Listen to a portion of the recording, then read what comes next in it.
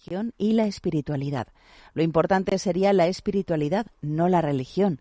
Y nos ponían el siguiente ejemplo. La religión sería como el vaso y la espiritualidad es el agua. No importa con qué vaso bebas, sino que lo importante es que bebas el agua de la espiritualidad. Como le digo, a mí esto me sonó mal, pero la verdad es que me faltan argumentos para contestarlo y le agradecería que nos dijese usted qué piensa de esa imagen. Pues la verdad es que esa imagen, por desgracia, es vieja, ¿sabes, Juana? Es vieja y se ha ido difundiendo mucho, ¿no? Está bastante ahora extendida por la nueva era. Hablamos recientemente del programa anterior, si no mal recuerdo, ¿no? De la nueva era. Y esa nueva era está como ligada también a la teoría del pluralismo religioso.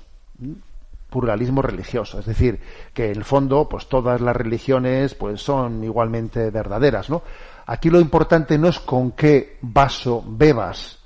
Lo importante es que bebas el agua, con un vaso, con otro vaso, con una religión, con otra religión, incluso sin ningún vaso también se puede beber el agua. Se puede beber, pues eso, como se dice, a morro, ¿no? O con la mano, echándote un poco de agua en la mano y sorbiendo.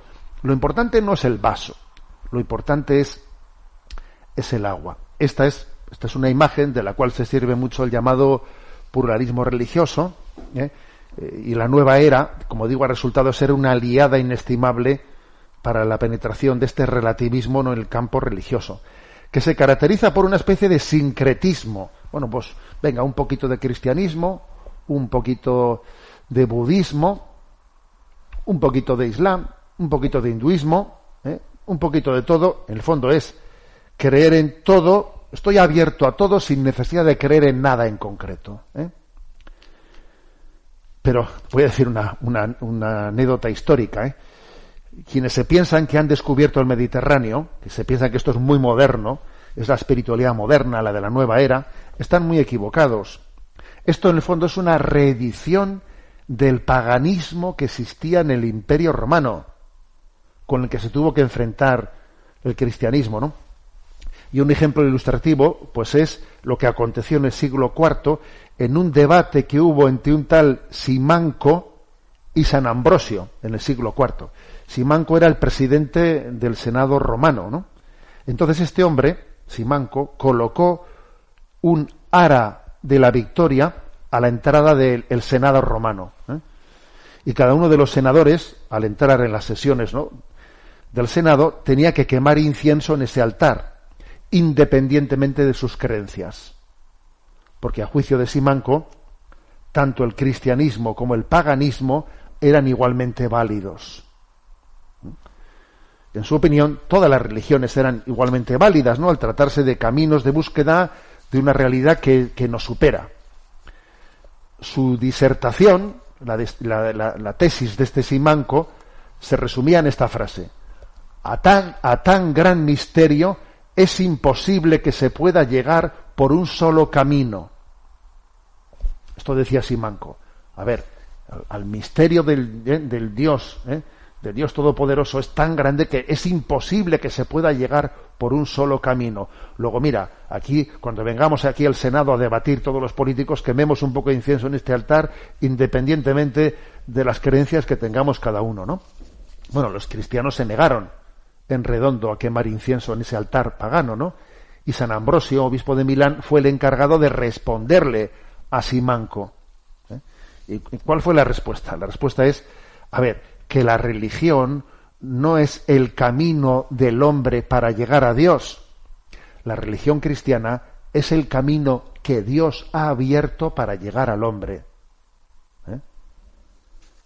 Entonces, el senador pagano Simanco, y con él, hoy en día, los defensores del pluralismo religioso, que se creen que han inventado una historia nueva del el vaso y el agua, y esto es tan viejo como el paganismo, ¿no?, piensan que no se puede decir que haya un solo camino, ¿no?, para llegar a Dios, pero es que en el fondo, lo que dice San Ambrosio es que es Dios el que ha venido a nosotros por un camino. No es que nosotros estemos buscando caminos para llegar a Dios, es Dios el que ha tomado la iniciativa. O sea, la religión cristiana no es una gnosis, una salvación por el conocimiento. No somos gnósticos. La religión cristiana no es una gnosis, es un conocimiento, sino que la religión cristiana es un hecho histórico. Dios se hizo carne en Nazaret. Aquí se hizo carne y entregó su vida por nosotros, allí en el Calvario. O sea, es un hecho histórico. Hay un camino, porque es Dios el que ha abierto el camino. Si fuésemos nosotros los que abriésemos los caminos, entonces claro, habría muchos caminos. Pero es que es Dios el que ha abierto el camino para llegar a nosotros. Podríamos decir lo siguiente, que el cristianismo no es una religión, es un acontecimiento. Es un acontecimiento, es Dios el que ha venido a nosotros, ¿no? Entonces, esa teoría del pluralismo religioso es totalmente incompatible para los que creemos en la encarnación, que es que Dios ha llegado a nosotros. Luego eso de que me importa, es decir, Jesucristo no solo es el agua, sino que también es el vaso. Y es que el cristianismo, en el cristianismo no se puede distinguir entre religiosidad y espiritualidad. No se puede distinguir. De la misma forma que en el ser humano no se pueden separar las venas de la carne, porque entonces se acaba con la vida. Pues es que aquí no se puede distinguir el vaso del agua, porque es Jesucristo, ¿no?, el que se ha revelado. Y no hay otro mediador entre Dios y el hombre, dice 1 Timoteo, capítulo 2, versículo 15, hay un único mediador entre Dios y los hombres, ¿no? En definitiva, que en ese curso que has estado, Juana, que has escuchado eso de que si el vaso y... A ver, que voy a ser claro, aléjate de ese curso, aléjate de ese ambiente, porque eso es un paganismo disfrazado de nueva era, que no entiende la novedad de la encarnación de Jesucristo.